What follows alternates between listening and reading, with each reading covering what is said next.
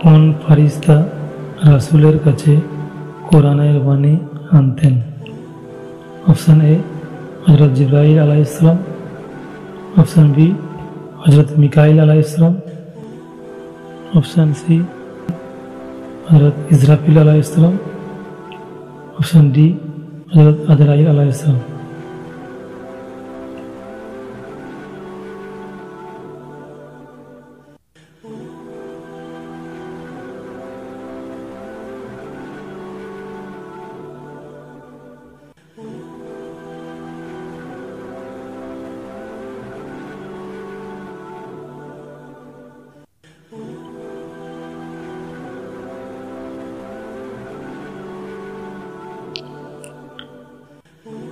সঠিক উত্তরটি হলো অপশন এ হযরত জিবরাইল আলাইহিস সালাম।